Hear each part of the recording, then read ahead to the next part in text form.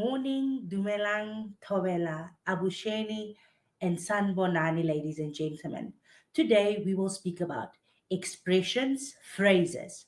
There are only certain words in a language that is South African. What South Africans immediately grasp. No, I don't mean Afrikaans, Setswana, Sepedi, or isiZulu, but words like braai, short-lived, uhee, chinike kaloku sana uyaxoka, of chonawe, awa, awe massacred, and phrases that even confuse the rest of the world, but not us. Now, and ja, nee. Ladies and gentlemen, welcome to the 2021 Language Awareness Week. Before we begin, I would like to share some housekeeping tips. On your right-hand side of the screen, you will see a small white button. If you click on this, you will see the chat and Q&A function. We would like to engage with you and see your comments in the chat. If you have a specific question, place it in the Q&A section. This is really great because you as the audience can upvote more pertinent questions, so the popular questions are moved to the top of the screen. To enjoy optimal viewing during the presentation, you can click on the small box in the top right-hand corner. This will expand the presentation if you would like to view them more clearly. To get seated at a table, just double-click on any of the open seats. Without any further ado, the Language Awareness Week will now commence. Ladies and gentlemen, we are here now to celebrate languages. And now we are going to view one of our celebration videos. At the bottom of the screen, click on the logos and you will be able to view the videos in full. Hallo mijn schatzies! Tendoela, kosi khadi, herama! Ndibilile inkosi kunjani wena? Ukuthi uyakhuluma isiZulu. Niankal veta besianalum. Ilimutse boet. Wat sal die lewe nou wees sonder 'n ou grappietjie, né? Ba amba si venda na, chiarata Sesotho. Angiva Swati. Linguaggio dobbiamo sfruttare questo contrasto. Per esempio, je peux compter jusqu'à 5. I, a, san, se, wo. Puoi contar e cuckoo de verdad. Qui tram inona haka koro. Languages are there. Kutlaveno. Munhu. Don't forget about the 2 universal languages. Music and love. Ube langa.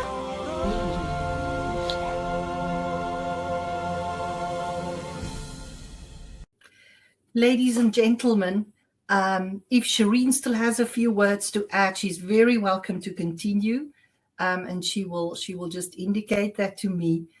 But if that section has passed, the welcoming and the celebration part, it is my privilege to welcome you into the session for the day, the session on languages and the Truth and Reconciliation Commission in South Africa. My name is Susan Coetzee van Rooy, and I'm a multilingualism researcher in the Faculty of Humanities at Northwest University. And it's my privilege to anchor our session today.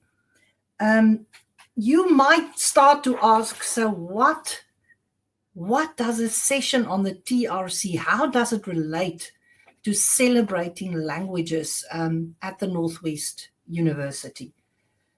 The theme of Language Awareness Week 2021 is to revisit the roles that languages play as a responsibility, a right, and a resource, and the role of interpreters at the TRC highlighted all 3 of these themes in a stark way. Researchers who studied the role and the impact of interpretation into the languages of South Africa at the TRC state that the primary aims of the TRC were to bring about national reconciliation and restitution. And these aims were ambitious and have to date only partially been achieved. Nevertheless, the impact of the TRC has been marked in many South African communities, and the role of the interpreters in these changes is incontestable. So one of the responsibilities of the TRC, therefore, was to at least commence with the process of national reconciliation and restitution. And this responsibility could only be taken up seriously if people could exercise their language rights by testifying in their mother tongues. So without the hard work, the skills and the courage of the TRC interpreters, the relevant language resources required for such a substantial and important undertaking as the TRC would never have realized. The TRC was substantial when one considers, if you think about this as an undertaking, TRC interpreters produced approximately 28 hours or 3,551 days of interpreting from April 1996 to October 1998. So this was a substantial event. The TRC was also a linguistically important undertaking. The ideological underpinning of the use of simultaneous interpreting at the TRC started a whole process in the interpretation world in South Africa. Just as the testimonies of thousands of victims or human rights violators were framed within the wider discourse of nation building and reconciliation, so each of South Africa's 11 official languages was granted equal respect during the TRC for the first time. And this represented a new ideology of linguistic pluralism consistent with the concept of nation building in the post-94 South Africa. So in the final phase of my introduction of the TRC and how the session fits into the celebration of languages, I want to highlight the courage displayed by the TRC interpreters.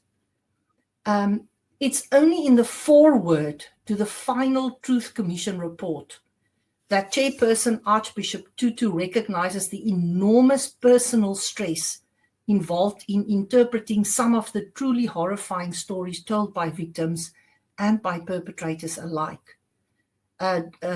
Chairman Archbishop Tutu writes, "It has been a grueling job of work that has taken a physical, mental, and psychological toll.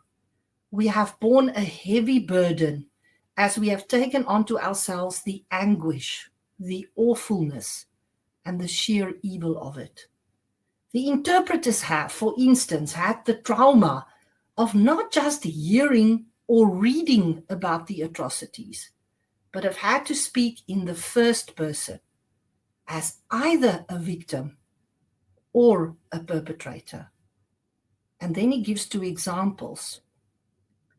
One of the interpreted pieces that he writes up in the foreword is from a victim that says, "They undressed me and opened a drawer and shoved my breast into the drawer, which they then slammed shut on my nipple."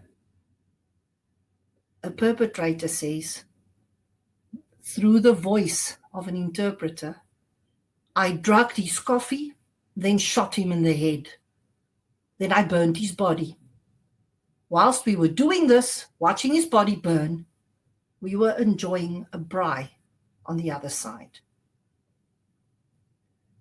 At the Northwest University, we are privileged to hear the first-hand witness accounts of two TRC interpreters in this session, who took up the responsibility to use their language resources to afford a very unique group of people, victims and perpetrators, the right to communicate the difficult messages they had to convey in their mother tongues.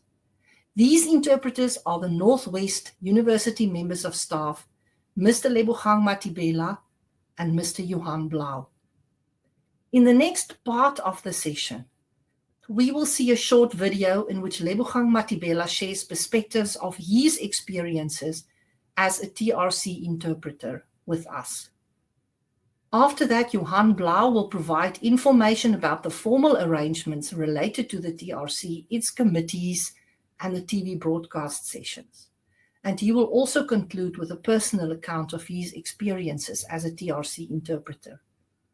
And then, as Shireen has introduced, we remind you that after Johan's presentation, there will be an open question and answering session where participants can add questions to the Q&A platform on the right-hand side of your screen. And Lebogang, Johan, and I will try and address these questions and have a conversation with you about the importance of languages in this very historic moment of South Africa's history. But in conclusion, before we start with this very important and heavy part of our Language Awareness Week, we would like to show you a short video clip that includes two types of reporting that was done on the TRC at the time in history.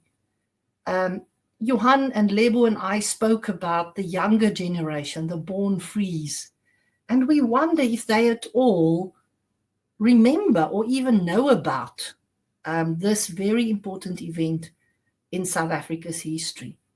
So that's why we want to start our session today by showing you a 3-minute video clip that was a combination of the very first TV coverage of the TRC hearings, and then also a very brief part of a video that shows you some actual hearings.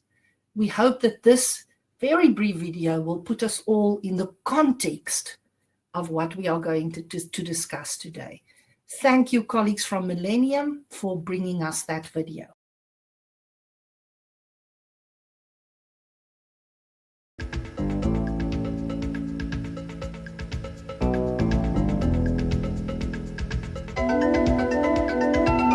Welcome to the first special report on the Truth Commission. The Commission's first hearings were held here in the East London Town Hall, and it's been a week of raw emotion.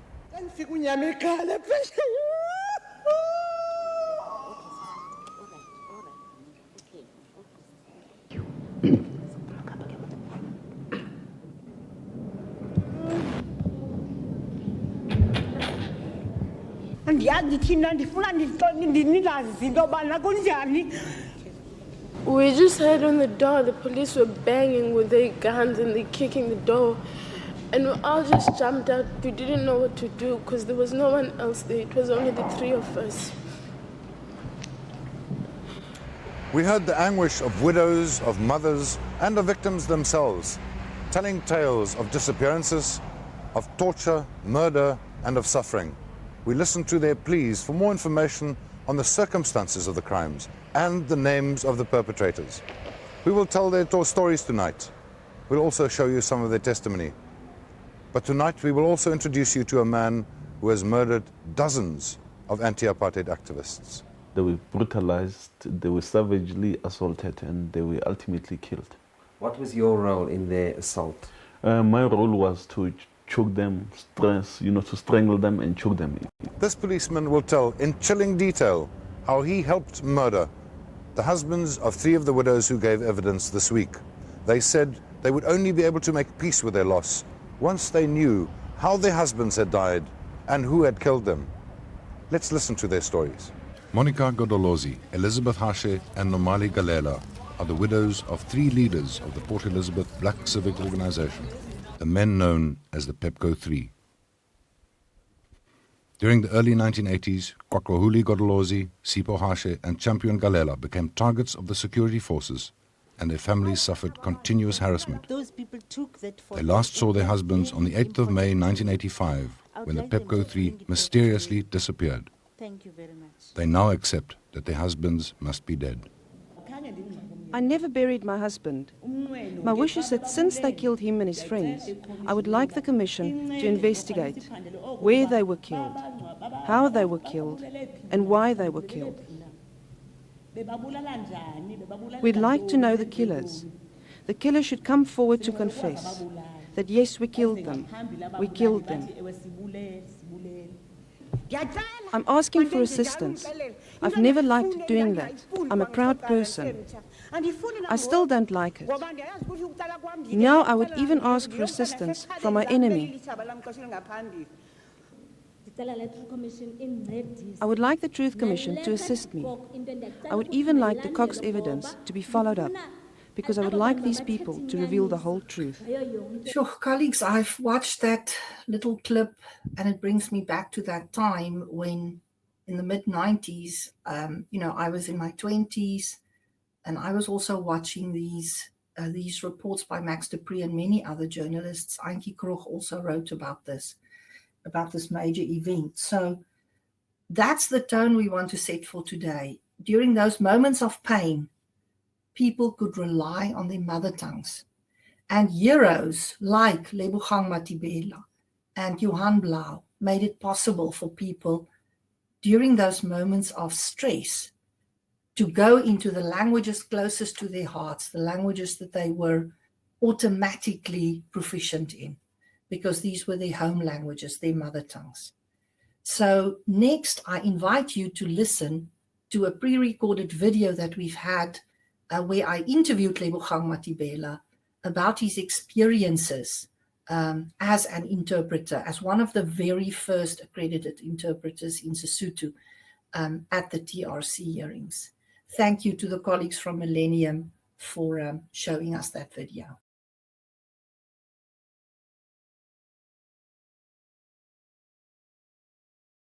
I'm a lecturer in language practice here at the Northwest University, the Vanderbilt Park campus. Way back in 1994, when I was at the Free State University, there was a request that by the head of the department that we should be ready because the TRC was about to start, and we were going to be approached by virtue of being involved in teaching, translation and interpreting. We will be approached to see if we can't be involved in the training and perhaps even the practice of interpreting at the TRC. I was lucky to be among those few members. The TRC then approached the university to say, can you bid for providing services to the TRC, that is interpreting services? And the bid was successful. And upon hearing the news that the bid was successful, then we had to hurry to provide interpreters. You must remember, training of interpreters takes at least 3 years, but we had to do it in only 2 weeks because this was a matter of urgency. I was one of those people who had little training, but was very, very good at it. And we had to equip ourselves so that we can equip others as well to be able to do, this task. So we got orientated over and above the training that we already had in interpreting. And later on, we were given an opportunity to get further training at 2 institutions of higher learning in Belgium, the KVH, that is the Katholieke Vlaamse Hogeschool, and the HIFT, Hoge Instituut voor Vertalers en Tolken, High Institute of Interpreters and Translators. Yes, the training that we got there also assisted us in further providing services to the TRC. The Act was promulgated, the TRC Act, yes. Now the work was starting. The would-be interpreters submitted their applications to the university. They were screened, for shortlisting. They were shortlisted to come in for screening testing. The selection test was so rigorous. We were very strict on the articulation, on the level of proficiency of two languages within which you would be working as an interpreter. You must remember, interpreters work with two languages, English being one of them. It must be strong, and then you must also have another language, which is usually your home language. For instance, I would do interpreting in English and Sesotho. Someone else will do interpreting in Afrikaans and English. Someone else in Zulu English, Xhosa English, and so on and so forth. So with the selection testing, would-be interpreters, prospective interpreters were screened for memory. They did a lot of we did a lot of memory tests with them. We did shadowing. Shadowing is repeating what someone is saying in preparation for you to later on change and do interpreting. We want to see the flow, whether you can flow simultaneously. Remember, simultaneous is way different from consecutive. With consecutive interpreting, the speaker will render his speech and keep quiet at the end of the speech. The interpreter then takes over consecutively. That which was said in English, they will say it in a target language. So that's fairly easy. However, simultaneous, you don't know when to start, how to start. Do I wait for the speaker to be quite ahead of me before I start? If you do that, you are straining some of the efforts that would be either listening, understanding, production, memory, and so on and so forth. So, with the selection test, we were looking at such issues. And then we were also helping would-be interpreters to look at how it's done, so that when they get into the training for the 2 weeks, at least they already know what is expected of them. That was a very rigorous selection test, followed by a 2-week training that was really, really hard on interpreters. But at the end, it was really worth doing. The logistics were incredible. Remember, we were located at the Free State University in Bloemfontein, and the venues. Now, there were two types of hearings for the TRC. The ones that started were the human rights violation hearings, and then they were followed by the Amnesty hearings. So a lot of interpreting happened at the human rights violations hearings, which were taking place at different venues across the country. Now, if you get the date and the venue for the hearing, naturally, what comes to mind is, which languages do I need to prepare for? Then, for instance, in KwaZulu-Natal, it will be isiZulu and then isiSotho. But somehow, there might be people who want to give their testimony in Afrikaans. So you add those 3 languages plus the English, which is always the main language. When you have that information, you then start looking for interpreters. Who do I put for Zulu English? Who's around Durban? Who's around the KZN? If you can't find someone in KZN, you have to fly someone in, either from Gauteng or from elsewhere in the country. Now, the logistics were so massive that you'll have to get the person to agree that they are coming. They will have to get accommodation.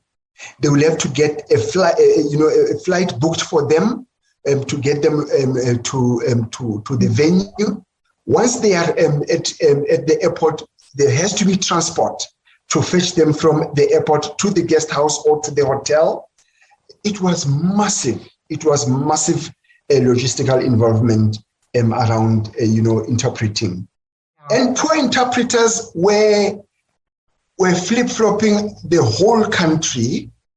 I, for one, I remember I would leave Bloemfontein on a Sunday afternoon on a flight to Joburg or to Cape Town or to Skukuza or to Kimberley, Port Elizabeth, Polokwane, only to come back on Friday afternoon after the hearings to be with my family for the whole of Saturday, as tired as I was, exhausted as I was, only to leave again on Sunday for yet another venue. So it was really, really taking its toll on us. It was taxing, it was exhausting, but it needed to be done. Wow. The TRC came at the right time when my career was just beginning. And you must also remember there were no accredited simultaneous interpreters at the time. The TRC opened that door for me. I was the first Sesotho simultaneous interpreter to be accredited in the country. So that boosted my career immensely.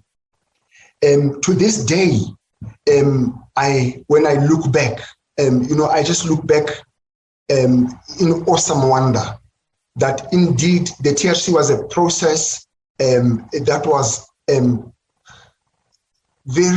very painful in nature, and yet it did something good for me as an individual. Today I still enjoy interpreting. I interpret every now and then, in a freelance mode when I'm requested to do so. And it's not only here that I am teaching translation and interpreting. I also was part of a project that trained interpreters for the Department of Justice in South Africa. Because of the experiences that I've gathered along the way, not only me but many others. I can recall the likes of Dr. Annelie Lotrit, Professor Theo du Plessis, if you allow me to mention the names of people, Mr. Chris Vichand, and many others. So we were able to train, and Mrs. Susan Lombard, I cannot forget her. We shuttled between Bloemfontein and Cape Town, Bloemfontein and Pretoria, training interpreters for the Department of Justice. I was also very fortunate to be part of a team that was training interpreters for the Parliament, our South African Parliament in Cape Town. We had many trips down to Cape Town for training and for refresher courses for our interpreters. Absolutely. You must remember the TRC was set up to forge unity and reconciliation in the country. Now, a lot of people who were victims, were not highly educated people, and yet their stories had to be told. Now, can you imagine if their stories were not heard because they could not express themselves freely, which is a right that is contained in the Constitution, the right to speak in your language. So interpreters had to be there as a vehicle to help these victims to tell their stories.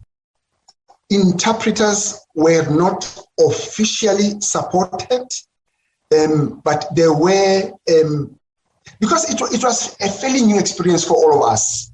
And we didn't want to be seen as demanding or anything. So we thought to ourselves, let's hold the emotions. Rather, what we should do when we knock off every afternoon, we would get together as interpreters, get into the bar, have a few drinks to debrief. But a formal debriefing was never, in the agenda. for interpreters. And on hindsight, it was supposed to be, part of the whole process. It's a learning curve. With the next project, we will make sure that interpreters do get an official debriefing to deal with emotions. There's a horrible story that still, makes a move in my mind. I was not interpreting, but I was present in that session of a woman in KZN. It was during the high, volatile situation between political parties, and there were killings. Now, this woman is giving testimony in isiZulu, and she says the attackers got into the house. They forced their way into the house. I was at home with my daughters, 4 of them.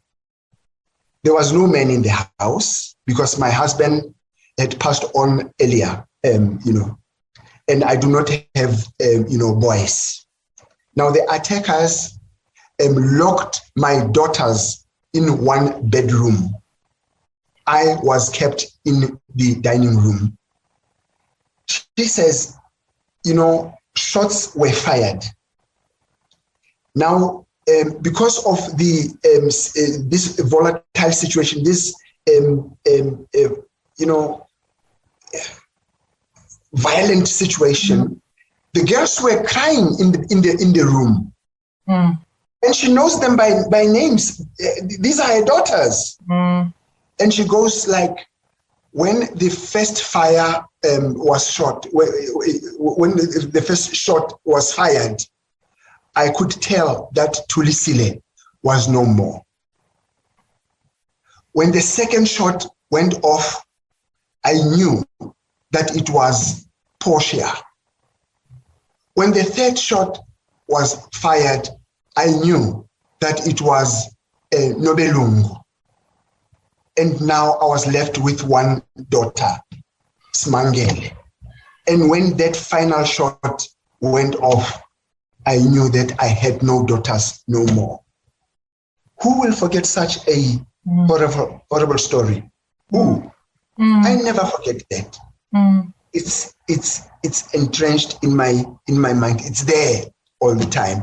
It's not disturbing me. It's not making me to lose sleep. It's just there. I can reflect on it every time I needed to reflect on horrible moments in interpreting. Our people, the South African people, were given an opportunity to tell their story without fear of being intimidated, without fear of speaking in a foreign language. They spoke in their Sesotho, they spoke in their isiZulu, isiXhosa, isiNdebele, Tshivenda, Xitsonga, Sepedi, Siswati, and Afrikaans.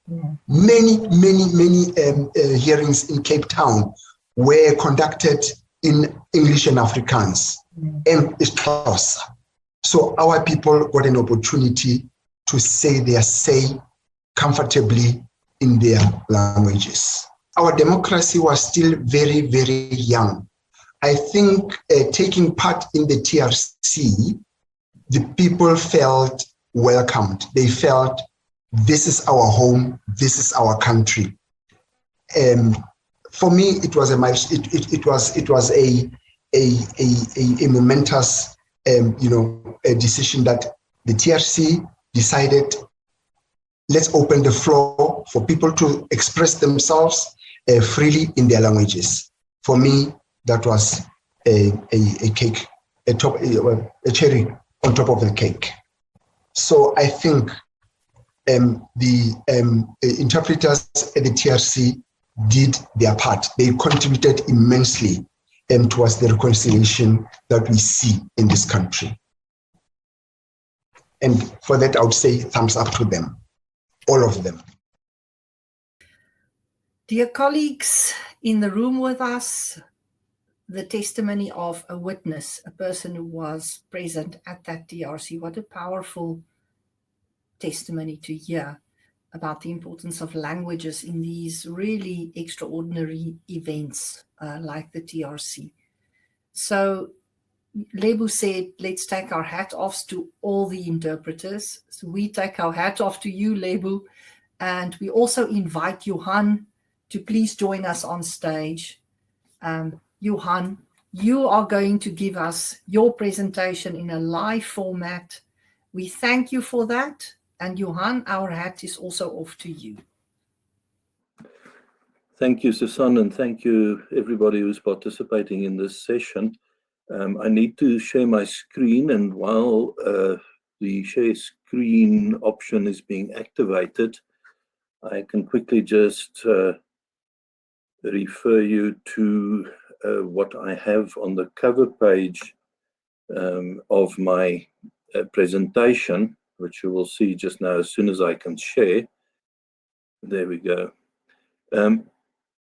At one stage, when I started preparing the slideshow, I thought this is not a very apt picture for a serious topic like this one, which you have now been thoroughly exposed to some perspectives already. And then I realized that what we see here actually tells us three things. The first one is that the scenario we see in that picture wouldn't have been possible without the contribution of the TRC to a peaceful transition to our new democracy, because the TRC took place, as Lebo and Susan had pointed out, very early on in our new democracy, and matters were balanced on a knife's edge at that stage.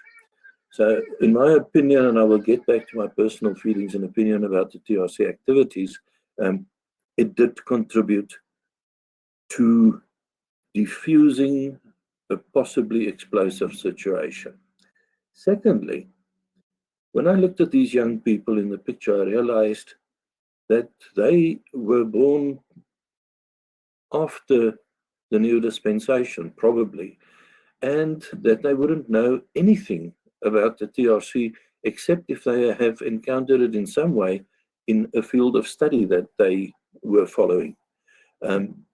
So with that realization, actually that the TRC events took place a full generation ago, or started a full generation ago, I realized we have to share more information. So I'm taking a step back from what Lebo had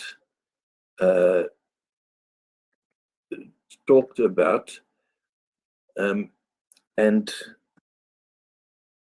I will look at more of the formal aspects, but I will also deal with some of the personal aspects, because one couldn't have participated in this process without having an indelible impression of the events imprinted on one's mind. So those are in broad terms what I'm going to cover. Some of them integrated and not necessarily as individual points, but it's important to have this background information in order to understand the TRC process if you hadn't been exposed to it before, or if you hadn't read up on it, etc. Okay, why did we need a TRC process? Now, in the past, there have been other processes after conflicts, like the Second World War, as one of the major conflicts of the past century, last century.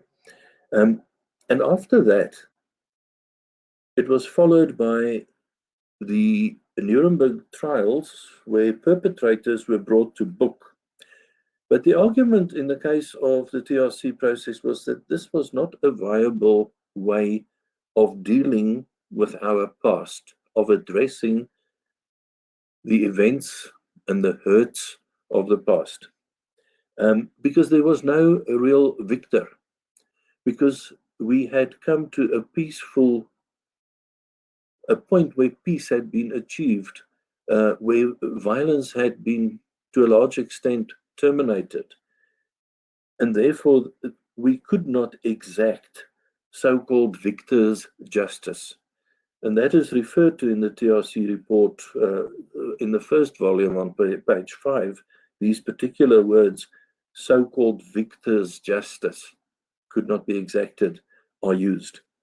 Secondly, the Nuremberg trials would probably have led to resistance and possibly even violent backlash from those on the side of the former government and the security forces. And having struggled to reach a point where some peace had been achieved and a peaceful dispensation had been achieved, it would actually go back a step to go into a situation of alienating people whom you'd rather want to participate in a process of sharing what had happened and of healing and of reconciliation. So for that reason, and because of the expense that would have been involved and the length of the process that would have resulted, Nuremberg type trials were really taken off the table at a very early stage. Then there was a school of thought that said, let's forget the past, let bygones be bygones. That's also words used in the TRC report. That also was not an option, as it would actually have resulted in further victimization of the victims, because they would not have been informed of burning questions like what had happened to my loved ones, who had done what had been done to them. So there had to be some disclosure. The report of the TRC refers to wounds had to be opened so that they could be brought out into the air and healing balm could be poured over those wounds. Those are the terms that are used in that volume 1 of the report. So forgetting the past would not have been fair, not only to the victims, but also to the perpetrators who were carrying heavy burdens on their shoulders, heavy burdens of guilt that would forever be haunting them if they had the least bit of conscience, and many of them had that conscience and did come forward. I will deal with the amnesty hearings at a later stage as well. Okay, so the second aspect of the rationale, just to conclude on international or historical background, there have been similar processes. The Nuremberg trials did have the effect of alienation. The forgetting the past approach did not lead to a good result. And in some countries where this forgetting the past approach had been followed, there were later outbursts of vengeance against perpetrators that people were aware of. So overall, the TRC processes were aimed also at diffusing a possibly dangerous situation. And in my opinion, it succeeded in that respect. If we look at what the rationale was, and then I want to refer to a bit of personal experience in this regard, and I'm not quoting from the report because nowhere is a rationale stated in this way, but the TRC wanted to get disclosure, to grant amnesty, to know what had happened. It was not going to have an approach of a blanket amnesty because that had also failed as an option. And it all, in the end, was aimed at culminating in a firm commitment that these and such violations would never again take place. And I think that was the commitment that the TRC process wanted to get from South Africans as a whole. Then the main purpose of the TRC was simply, it was set up by the Government of National Unity to help deal with what had happened under apartheid. It covered the period from the 1st of March 1961 to the 10th of May 1994. So you will see it is short. It starts shortly before South Africa became a republic, and it covered it up to the time when the new democracy, the fledgling democracy, took off. In summary, the TRC had to contribute through its activities to national unity and reconciliation, as the name of the act, the founding act of the Truth and Reconciliation Commission, actually reflects in its title, because the TRC was established by the Promotion of National Unity and Reconciliation Act. So that then, as far as those aspects are concerned. Now, interesting also was when was the TRC established? How long did it endure? How long did it last? For how long did its activities continue? I'd like to return briefly to the mandate again, but in terms of the length of a mandate, etc. Now, in terms of the Act, the Commission was charged with investigating and documenting the causes, the nature, the extent of gross human rights violations committed within or outside South Africa on both sides of the opposing parties. And then it would make recommendations, or it had to make recommendations to the President on measures to prevent future recurrence. That theme of never again must this happen. And in the process, it had to restore human and civil dignity of victims by allowing them to give testimony themselves and to allow other people to testify, so that in the end, also recommendations could be made to the President on reparations for victims and for the granting of amnesty. Now, I will cover a bit more of that going forward just now, but let's turn to the mandate and to the duration of the mandate, which was originally, when the Act was promulgated, from December 1995. That was now the establishment of the TRC, and it was foreseen that it would last until 1998. However, the amnesty hearings were taking much longer than anticipated, and that was one of the primary reasons why the term or the mandate was extended, the TRC mandate, to 2002, and they only brought out their final report in 2003. So it was a lengthy process covering, just to repeat, started in December 1995 and it continued until 2003.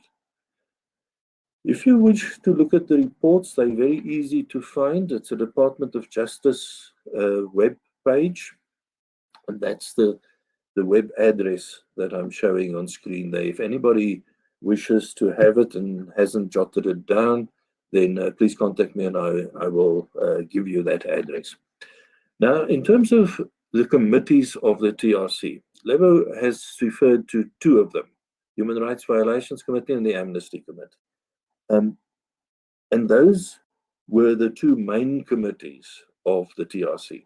The Human Rights Violations hearings started in April 1996. So the committee, from its establishment, had 5 months before it had its first hearings. That in itself was a tremendous achievement, considering all the logistics that had to be dealt with, and also then the logistics of training interpreters who would be able to interpret simultaneously at these hearings in all 11 official languages. And not only the official languages, because in the Clive Derby Lewis Janus Wallis hearing, there was Polish, and we had a Polish interpreter working with us there as well. So whenever necessary, other languages were also covered. But that was not the normal core of TRC interpreters. They brought in freelancers where necessary. Okay. The human rights violations in particular, and some of the Amnesty hearings, were extensively covered on TV. You saw that little clip we played at the beginning. It was covered in the evening news. I still remember the shock of that first human rights violation and seeing on the news in our own TV rooms, lounges, wherever, having those events brought into our own lives, into our own living rooms. That was an experience I'll never forget. But that was still contact at a distance, to use an education term, because I was still an outside party. During this stage also, a start was made with investigative hearings, taking statements, subpoenaing people to appear before the committee. So-called Section 29 hearings were held where witnesses and alleged perpetrators were subpoenaed to appear in order to get official record of testimony and to determine and establish the fate of and the whereabouts of some of the victims who had disappeared, or as it has been called in the past, who have been disappeared. And of course then to determine the identity of those responsible for the human rights violations. So those were the activities of the human rights violations hearings and the committee responsible for that. But at the same time, as I've mentioned, the Amnesty Committee hearings started taking place. That was from the middle of 1997, where the aim was the granting of amnesty as part of the Commission's mandate, but because of the human rights violations and the investigations that had taken place, the violations hearings and the investigations following on that, statements taken, etc., the Section 29 hearings, the decision not to have a blanket amnesty, but to go for an individual amnesty application process proved to be the correct one.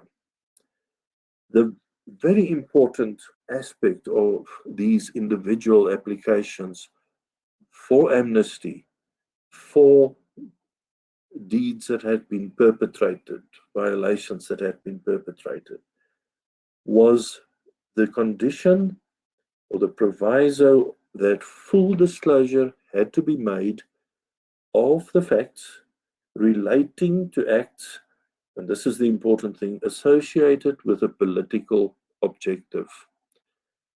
Because if it was another objective, if there was a criminal objective, if people were robbed in the process of committing something that people wanted to put under the banner of a political objective, those people also would not have received amnesty.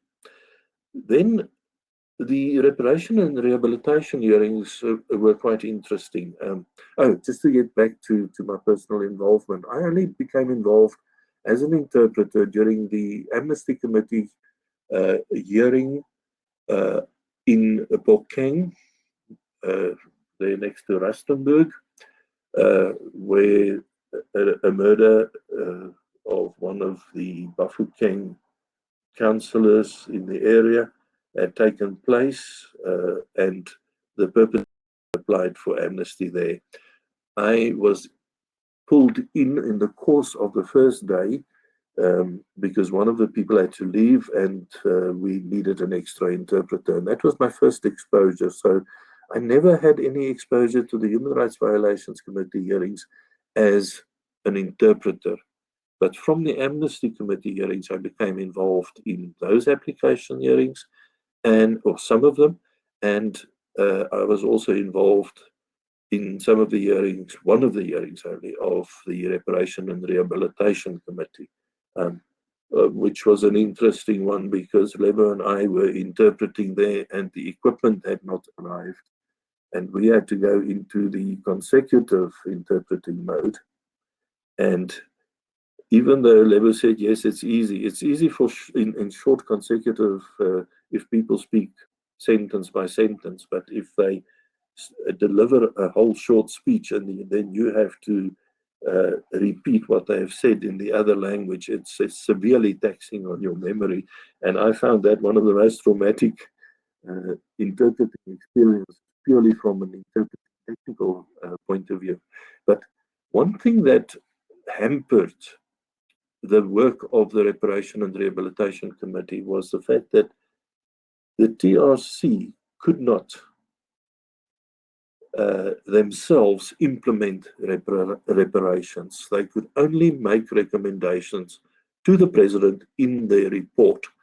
And that is why there's a very large degree of dissatisfaction about the work done by this particular committee, but not to be blamed on the committee itself.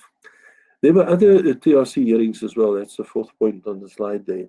These further hearings included, for example, special hearings that were exclusively held to hear the side of the media, to hear wrongdoings from the side of the media, to hear testimony from the side of the media. There were also hearings for the people involved in the prisons. There were hearings for faith communities, all of them with this investigative approach of getting behind the wrongdoings and getting testimony and arriving at a point where at least then some of the perpetrators in those contexts were also identified. So that's in overview. Sorry, I'm just trying to move on to my next slide. What I wanted to cover, I'll keep trying to move on, but I'm arriving at my concluding thoughts. In terms of personal experience, like I said, the first exposure was to the newscasts and TV coverage, which I followed quite well and extensively, but especially after becoming involved in the Amnesty Committee hearings. I was interpreting at some of the more difficult hearings, difficult in the sense of things to cope with, because the Robert McBride Amnesty hearing took place in Durban and I interpreted there. That was one of the more unpleasant situations to deal with. But certainly the most unpleasant session that I interpreted was the first week of the Clive Derby Lewis Janus Wallis Amnesty hearings. It was difficult in many different ways because firstly, the commission, it took place in the Pretoria City Hall, the old Pretoria City Hall. The commission sat on stage in a long set of tables stretching across the stage. And the interpreters were sitting on in the right back and the left back behind the commissioners. So we were actually in the public view, in the view of the TV cameras, etc. That was the one aspect. The other aspect, the most difficult aspect about that hearing, was to listen to what was happening and to hear all the while how full disclosure was not being made, how people were being protected, how the two people applying for amnesty were clearly, in many instances, not prepared to speak the truth. And you had to sit and interpret that in the first person, knowing I am not speaking the truth when I'm saying this as an interpreter, because I'm saying what the perpetrator was saying. In any case, sorry about that bit of waffle. One other set of hearings that we dealt with at that stage was also the so-called chamber or in-camera hearings, where it was only the investigators, the person who had been subpoenaed, and the interpreter in the room. I see that I can't go over to my final slide, and I'm not going to bother with that anymore. Let me turn to general after effects and my personal little lessons from this. General after effects, there's a lot of debate currently ongoing. The further we move away from the actual TRC activities, where one could witness it firsthand, the more criticism is levied or leveled at the TRC. But I'm convinced, as I said at the beginning, that without the TRC, we would have had a much more difficult transition to the new peaceful dispensation in South Africa. That is the one thing. Even though people are still unhappy, and particularly about the reparations, and that had not really taken place, one can understand the feeling.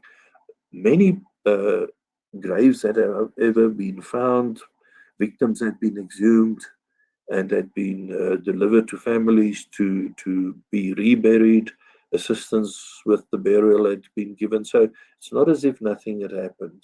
And that brings me to the most important aspect for the victims that emanated from the TRC activities was the fact that the victims had the opportunity to get to know what had happened to their loved ones and were able to gain some closure,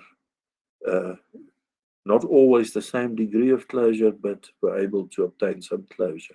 Some of the perpetrators who had been able to come forward and make full disclosure had also mentioned that they had some degree of closure from confessing in public what they had done. There had been many physical reconciliations between victims and relatives of victims and perpetrators. We saw those during the coverage of the activities.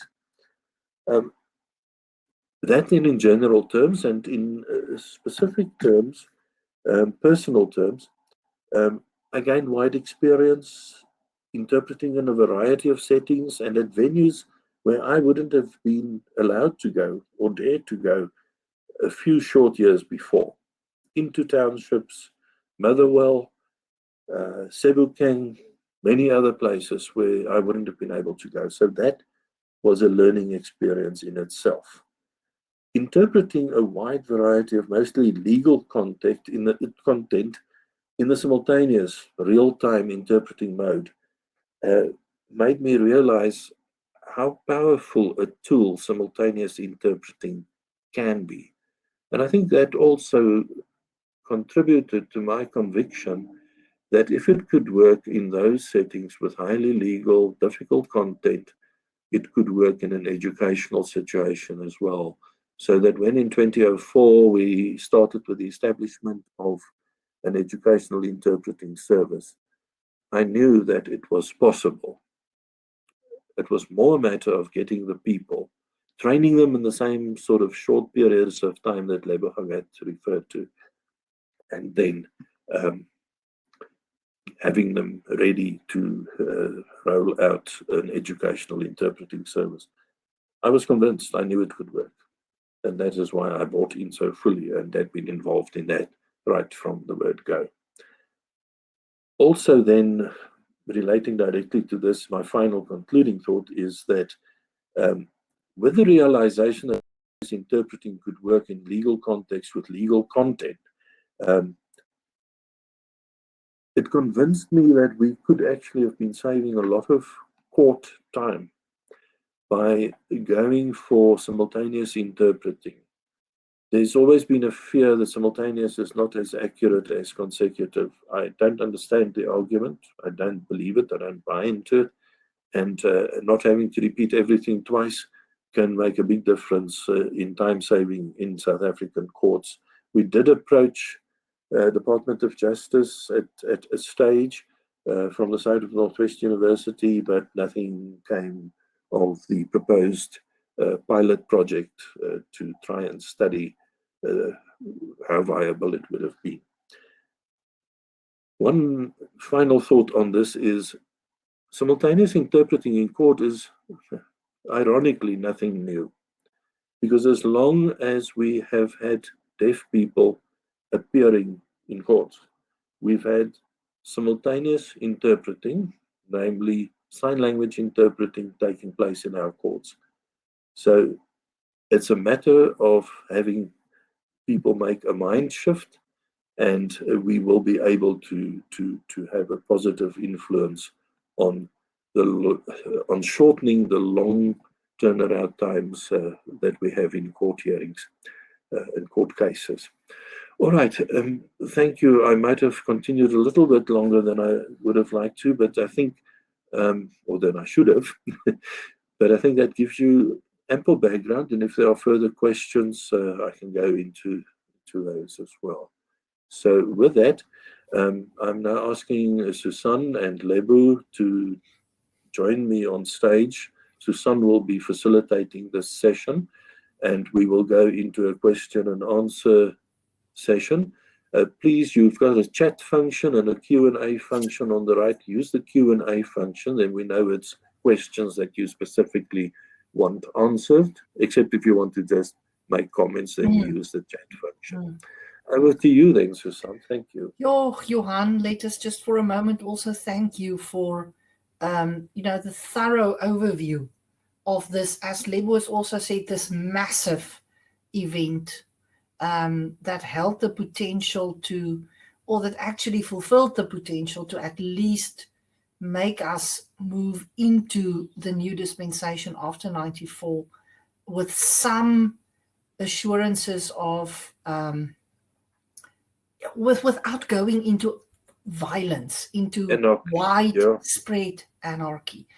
I think as a South African, we are not mindful enough anymore of that miracle. I remember in the middle of the 90s, all of us were speaking of the miracle that we could go into a peaceful transition, which if we look at Afghanistan, if we look at what is happening around the world in several settings, that did not happen.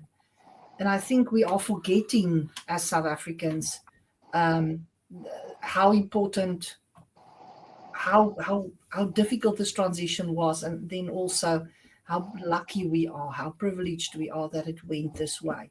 Yeah. And yes, obviously nothing is perfect, but we could cross that boundary between the old and the new. So I see no questions at this stage, and I see nothing in the chat. So I'm going to ask Lebu. Any comments from your side? All right. Yes. Thank you, May. While we're still waiting for questions to come, the TRC was also fortunate to be headed by Archbishop Desmond Tutu. What a formidable figure. Yeah. Multilingual, he would speak any of the languages just to put the people at ease. And I think because of his involvement in the struggle as well as a priest, that helped quite a lot because people had trust in him. I still don't believe there would be a suitable person to be the chairperson of that committee. I strongly believe even today that Archbishop Desmond Tutu was the right choice, for the president to choose as the chairperson of that committee. He did a very good job, and a praying man too. I remember one day in central Johannesburg at the Methodist Church. It was lunchtime, and because the church was so packed and you cannot move even around the street because it's Joburg, it's a small street. He just came to our booth and he said, I'll interpret myself afterwards. He said,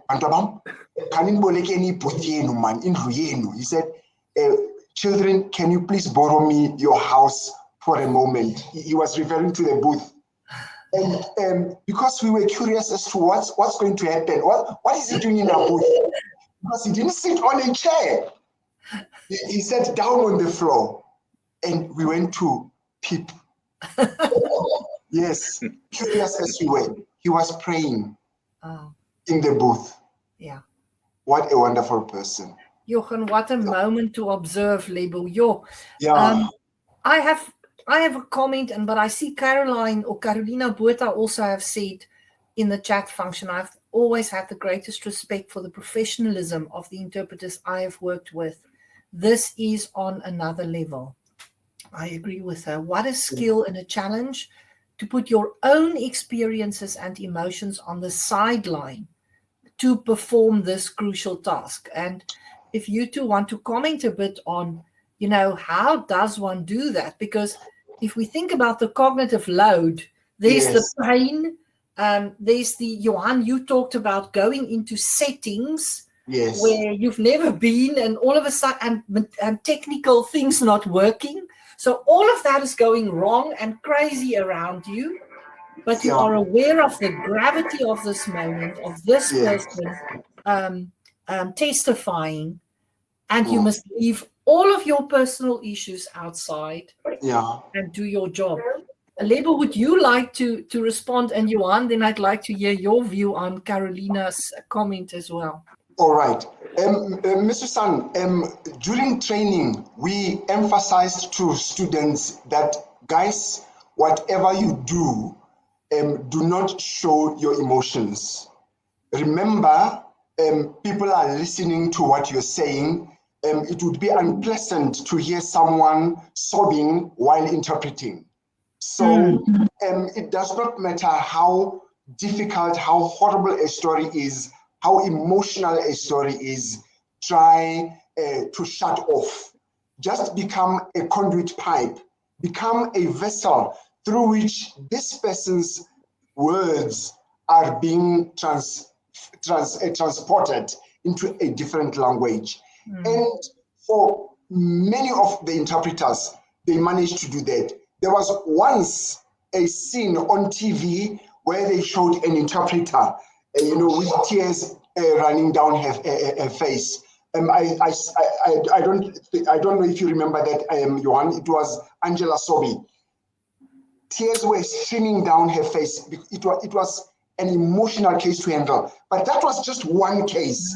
For the rest, they heeded the call to really keep your emotions out.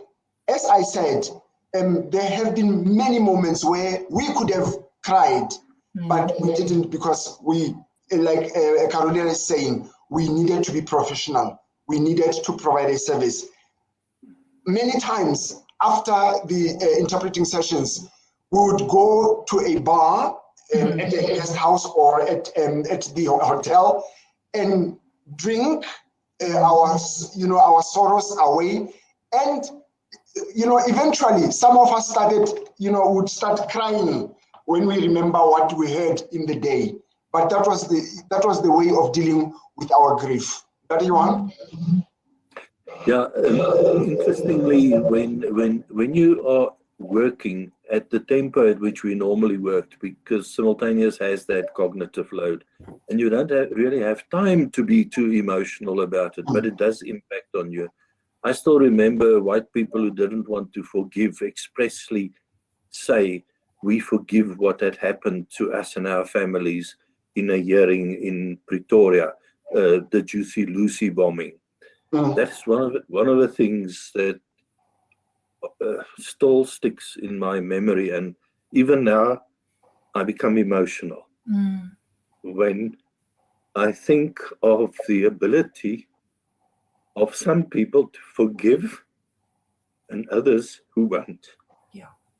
And sorry, like I say, but if you remain professional and you are busy, then there's no time for this. But the debriefing that we didn't have, we saw to doing it ourselves. I still But Johan, a remember. major oversight, I think, as Lebo has said in his video, a major oversight to also have pastoral care extended to interpreters in this very extraordinary situation. I agree.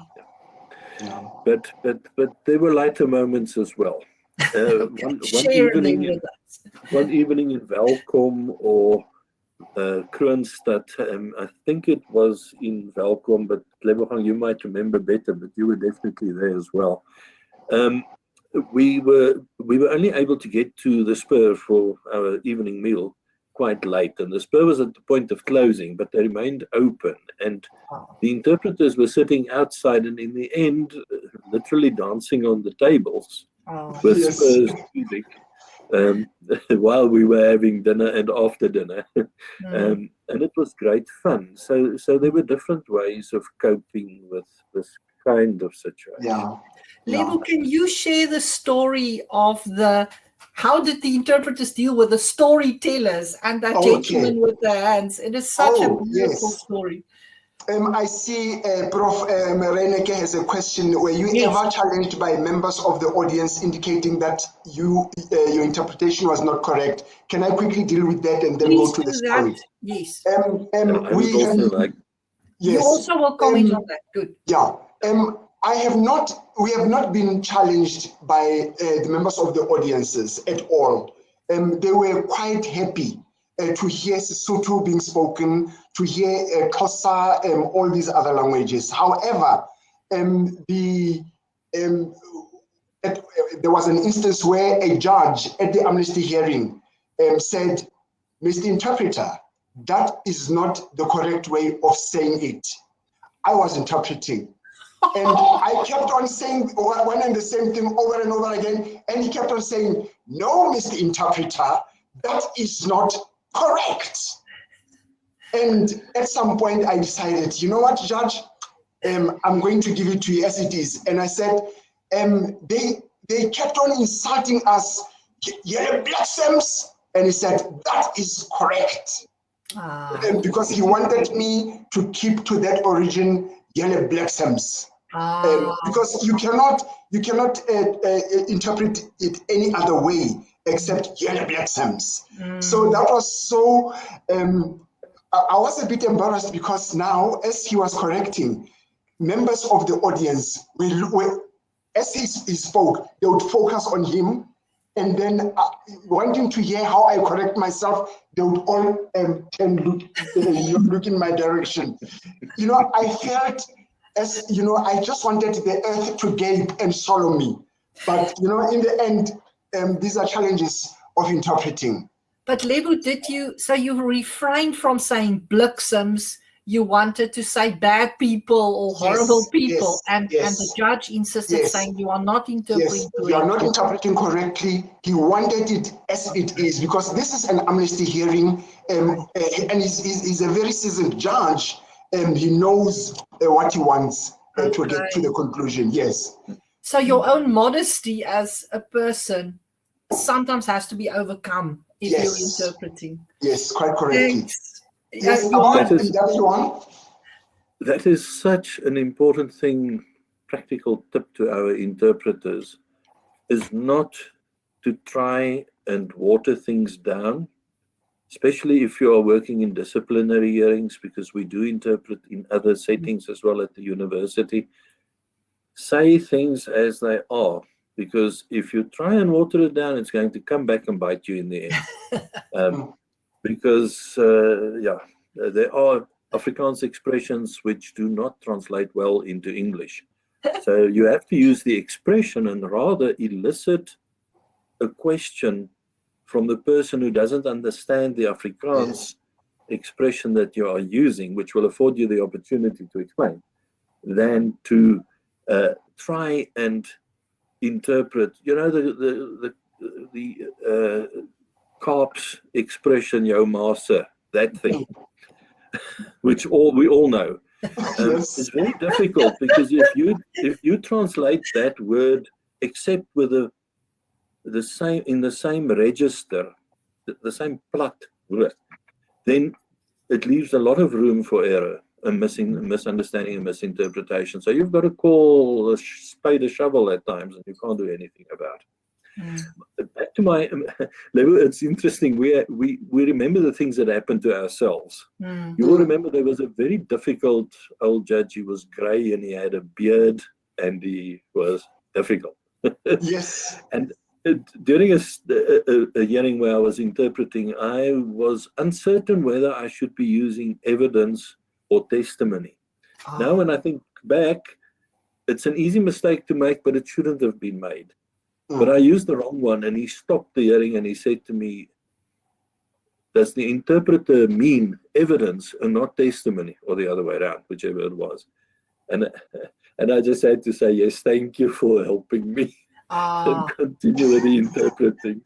Because what can you do? What can you do? You were confronted so you got with an error that you made. comments. You got, like Prof. Marina has asked, did the audience question you? They might have questioned you in their kitchens or when they were at home. Yes. But in the event, it was the judges and the other legal people who responded, maybe saying, did you mean that or did you mean that? Okay.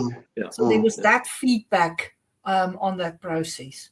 Yeah. But I must say, when we were outside during lunch, during tea times and breaks, the audience did the people in the audience sometimes came to us and said, thank you, how do you do it? They wanted to find out more about what was happening.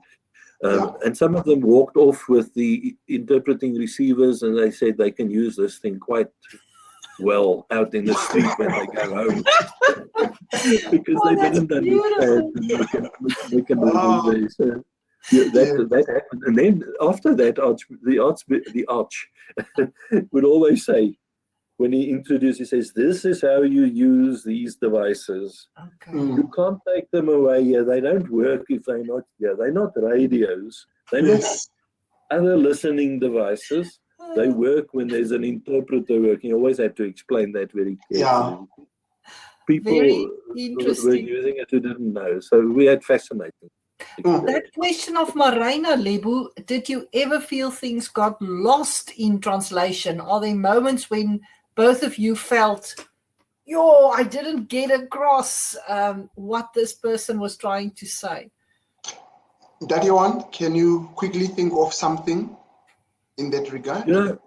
I think any interpreter who is not an absolute, let me use the Afrikaans because it doesn't translate well, is an always arrogant person. Yeah, you see, it's not the same. Is always thinking back and saying, why did I say that and not that? Why didn't I say it that way? I missed that. People don't pick it up. But it's the moral of the story that any interpreter, would-be interpreter, student attending this session can take with them, and that is be self-critical, remain self-critical, always analyze what you've done, and then share what you've seen with other people who are in the same business, because you've got to share your learning with other practitioners in order for the profession to grow and to develop. And that's why I've always been involved with SATI's accreditation, examination, and all of these things where at least we're contributing in some way to growing new timber in the industry. And that is what you did with the training level, what we do with all the training that we are involved in. So but for that reason, yes, there were times that I thought I lost things in translation or in interpreting. But interpreting is happening so much on the fly. It's an issue of reflection.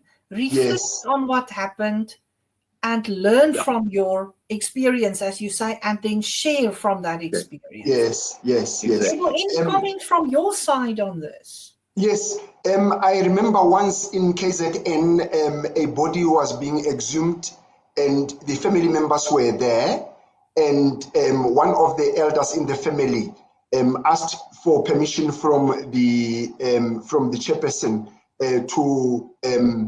to say their praise singing, because it's a body that they have not seen in ages. Now, it was so poetic, it was so idiomatic you could not interpret that, Prof. Marina. In such instances, a lot gets lost because you cannot interpret accurately a praise song. So, there is the white chairperson and a few members who are white, and an interpreter who is also lost, not knowing what to say. So it's only the members of the family who will understand what this old man is saying.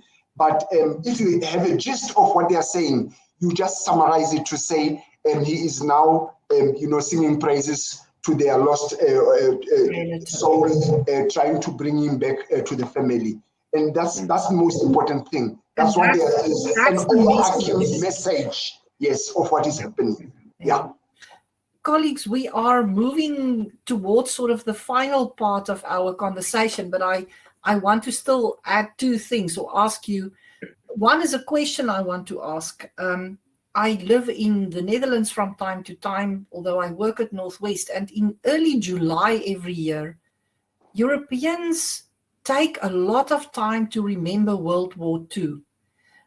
There are remembrance days and then celebration days for freedom. And while I was here this year, I was thinking, and while I was listening to you talking about those histories, the personal stories that you've been witnesses to, I was thinking, our society also feels to me as if it's polarizing, as if what the three of us and maybe older members in the room experienced in the 90s, where we were still respectful of the miracle that happened, that we did not go into full civil war after 94. It feels to me as if younger generations don't have that knowledge, don't have that understanding. And I was just thinking whether wouldn't it be nice if we could, as South Africans at certain points, also sit down like the Europeans and say, do you remember this battle? Do you remember the hurt?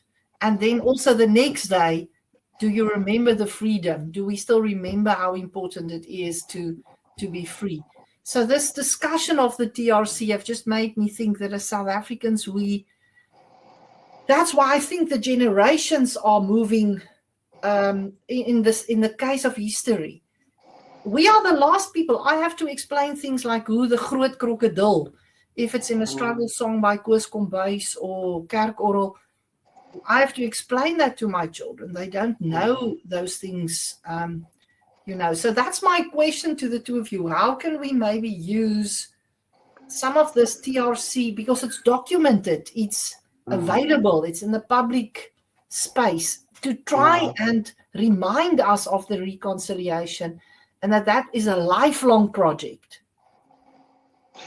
May I think, days like the Reconciliation Day, we still have such a day. Yes, it's a public holiday. Yes. I think it's at such days where we can take an opportunity to really focus on commissions like the TRC and really reflect on its importance, why it happened, and so on and so forth. I guess we might not have a special day dedicated to the TRC to say this is a public holiday, but let's rather use a public holiday that already exists, and then just forcefully put our agenda on the table and have such discussions. It's quite true.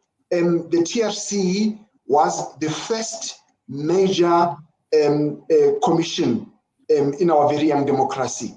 And it surprises me that quite a lot of people have forgotten about it. And people never speak about it. And it was not even written about, except for Anke Kroch and a few people. Anke Kroch wrote a book, Country of My Skull.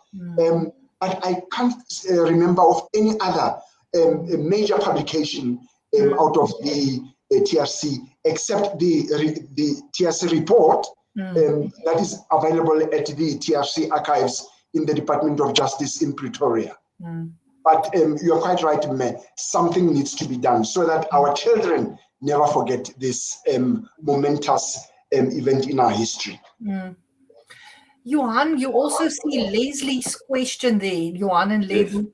Yes. What kind of preparation did you do concerning political context? And Carmen is saying, I was still in my nappies during the 90s. Yes, Carmen, I couldn't grasp the miracle. You're quite right. Of reconciliation. I can only now voice my gratitude towards political stalwarts that dedicated themselves to a peaceful transition so that my peers and I can enjoy the democratic fruits of their sacrifices. Yes. But we tend to forget about these role players as interpreters, Johan, that played a crucial role in the mediation, the mediation process to facilitate and carry the transition. I'm glad that I'm here today to be reminded of exactly that. The political heroes had a whole faceless, nameless team behind them that are never really honored in the same way. Whoa, Carmen, thank you. That was well put. Well put. Johan, you want to respond also to Leslie, maybe? Yes.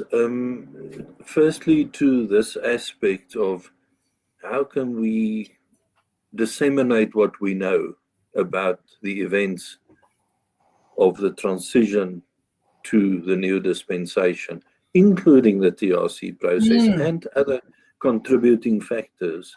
That is why I'm referred to the willingness to forgive among so many of the participants in the TRC hearings, and the unwillingness that shocked me so much when I encountered that. I think each of us in our personal spheres can do something by reminding people of the miracle that had happened. And there's no other word for it. But on the day of reconciliation, to see if in one's own particular little sphere you can do a bit more to inform people of how big this miracle really was. But more than that, I don't really see happening, because from government side, they're focusing on issues of the day, and even though they say they're celebrating reconciliation, etc., they focus more on current inability and unwillingness to reconcile, and then to speak about that. And the next election, they focus on the next election instead of really reflecting. And telling people, you know what, we have actually achieved much. Not the governing party, South Africa has achieved it. That is the sort of approach that I think one should look at. Carmen, I can only say thank you for your words, and then return to Leslie's question, because that is so crucial. In the educational interpreting environment, we say an interpreting product is only as good as the preparation that you're able to do. And one thing is certain, and Level will confirm this: we didn't get anything to prepare. We might receive, or we sometimes received some documentation when we went into the session. Nothing beforehand. I can't remember a single time that I had received anything beforehand. And then you had the strange situation. I interpreted the Clive Derby Lewis, Johannes Wallis hearings, a hearing for the first week in the City Council in Pretoria, but the continued hearing took place in Mamelodi, and I wasn't involved there. So those poor interpreters who interpreted there had to sort of start from scratch. So that is something that the legal fraternity particularly seems to find difficulty in grasping, because I've interpreted in civil cases as well, where I had to ask for information, and then I was sometimes fortunate enough to be briefed a little bit beforehand. But the court interpreters also have to fight hard to get background information before they go in. So the way in which we prepared is the way in which I've always told our interpreters in training to prepare, if you don't have specific material, is to have the general material around the event. The moment that I first became aware of a TRC process that was to come, in the early 1990s, when IDASA under Frederik van Zyl-Slabbert held a conference in the Northern Cape where they dealt with two matters. The one was informing the public about what community policing forums involved. And the other one was informing the public of what a TRC process would involve. And I didn't know that it was being considered for South Africa, but I had to, they flew me in. I came in the middle of the day and I interpreted for 2.5 days because they had provided somebody there who couldn't interpret into Afrikaans, and it's a Northern Cape. People wanted interpreting into Afrikaans. And there I got my basic knowledge about the TRC. So I had that as a background reference. And then I was following, because I like following the news. So I was following what was happening in the news. So I was swatting up current affairs. But the moment that I became involved firsthand in interpreting at the first Amnesty hearing that I was involved in, I started paying much more attention to newspapers, to newscasts, to the media, to every bit of coverage that I could swat up to get at least a general idea, and to know which big cases were coming up in the Amnesty hearings, because a lot was written beforehand. So you have to provide your own learning preparation by being alert, by thinking ahead, and then by doing homework. But we didn't have the access to the internet that we have today, so it was much more limited. Okay, yeah, that's a long story for a short question. No, that's important. And Lebo, I hear our colleague Naomi Du Plessis speaking when Johan said, be aware of current affairs, be engaged, read, listen to the news in several countries across several continents. That is actually a general trend when training interpreters. You must have a very broad general knowledge. You must read broadly. You must listen to the news. That's even if you keep a glossary of terms, you don't know if it will be relevant, but just keep it. A very general, glossary of terms, it will help you a lot. Once I was preparing for a case. Tell us about the concept for multilingualism that you had to forge. Christine Antonissen wrote an article 10 years after the TRC, and she interviewed you and Abu Bakr, and she said you had to coin the term for multilingualism in Sesotho. In an event. There was no concept. Yes, yeah. I remember that vividly. Yes. I was asked a question. Now that you have, provided this service in multilingually, how would you say that in your language? And I've never heard of this term before. It's the first time. But language is lilimi, multi is ngata, so it could be ditimi ngata. And I used that term, and it was accepted. It's used now as a term for multilingualism in Sesotho in South Africa. It's still used today. Yes, so it is still used today. Unbelievable, unbelievable. Yeah. Sorry, Lebo, I interrupted, but I just thought that was such a good example of how of this terminology question that Leslie also talked about. How you have to create those things at some point. Yeah, but I think we have responded to that. No amount of preparation can actually prepare you in terms of what words you're going to encounter in that session. For instance, there's a word that I heard for the first time in KwaZulu-Natal, epitaph. It was epitaph. Luckily, when we interpret simultaneously, we sit, two in the booths. Yes. Yeah, we are in pairs. My colleague had to quickly check because Mr. Mahawari Konyana, who lives in Kwakwa, he always had a dictionary with him. He quickly checked because I had skipped that word in my interpretation, but earlier on, after hearing what it meant, I worked it into the interpretation. So it's one other skill that a lot of seasoned interpreters pick up with time. And you keep on, and at a later stage, you slot in what you left behind or what you have forgotten, something like that, to give a whole picture. Yeah. I would like us to move to conclusion. So I'd like to request Johan and Lebu to gather your concluding thoughts.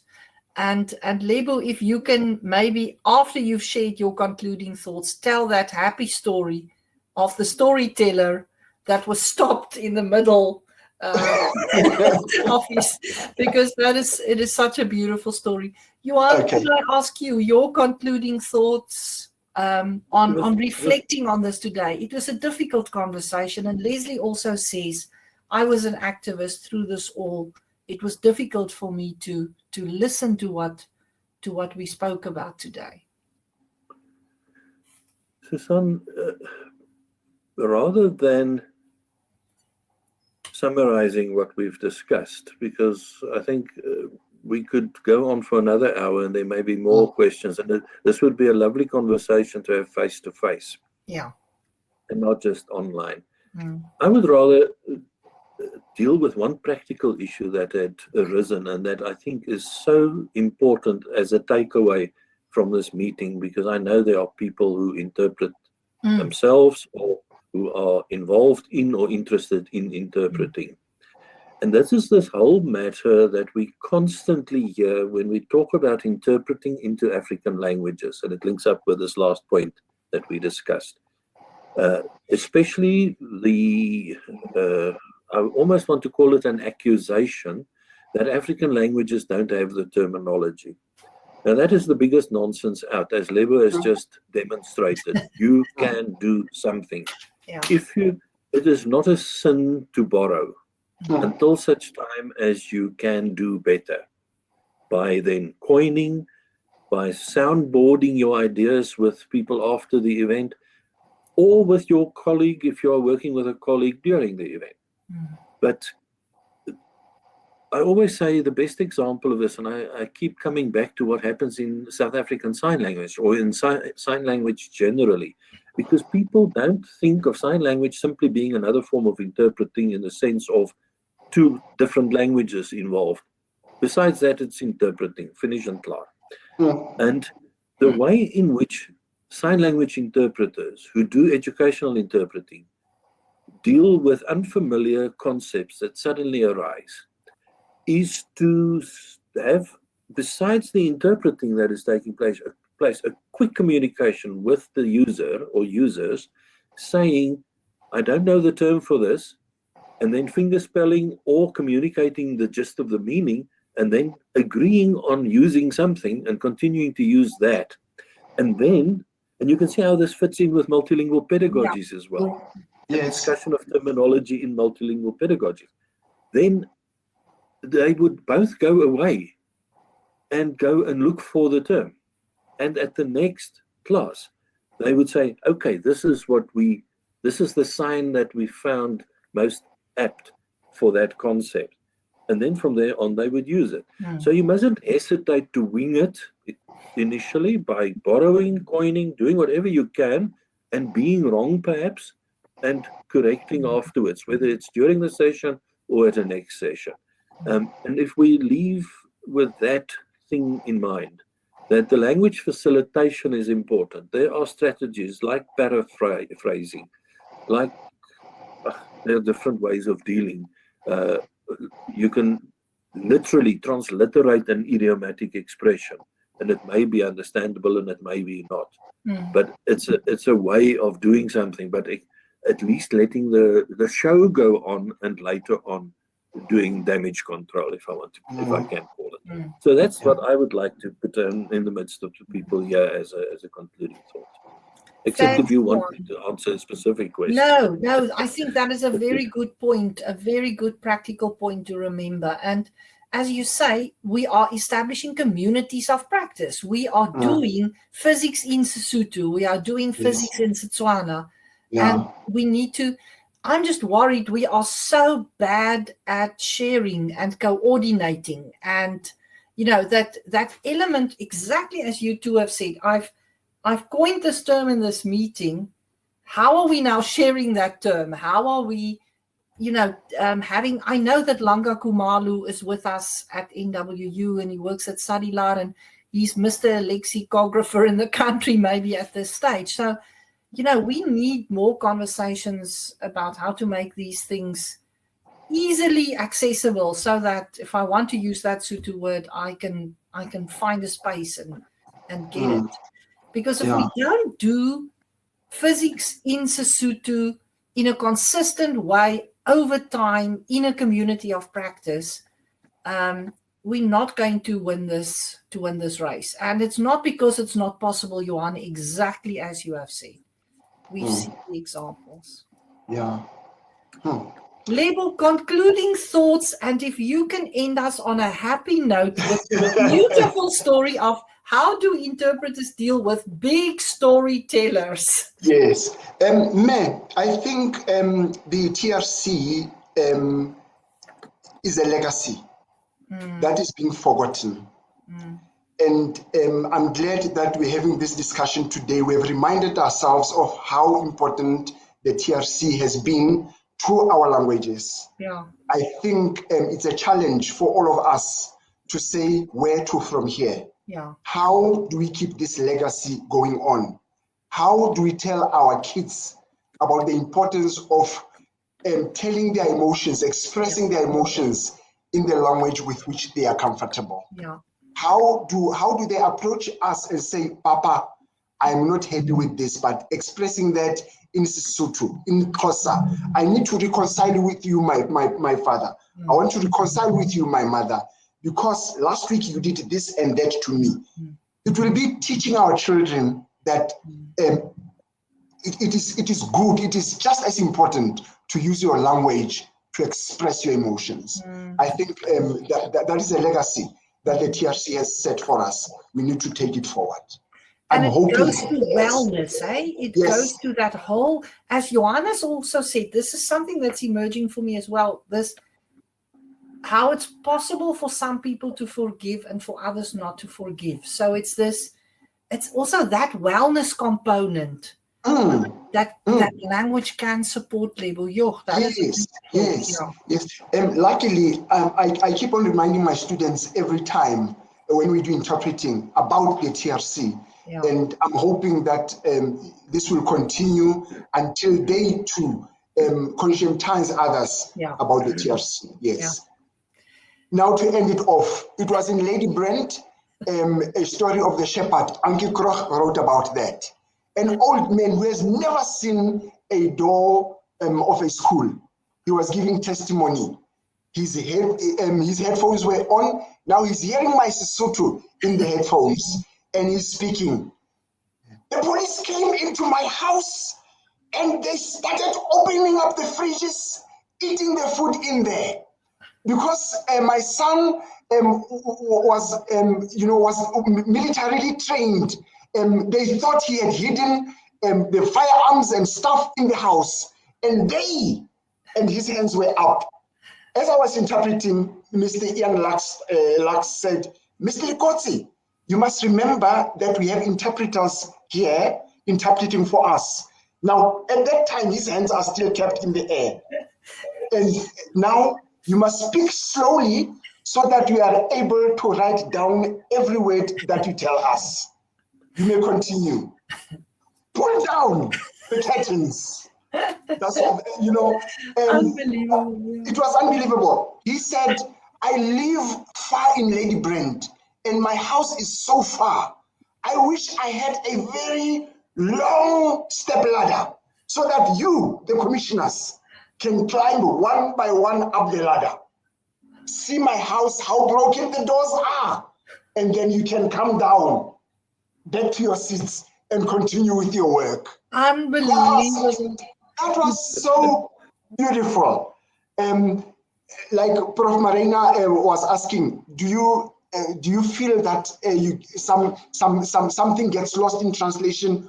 Of course it does, because he tells his story with emotions and idiomatically, very creatively. Yes. Sometimes you just have to patch the whole story to make it whole. Yeah.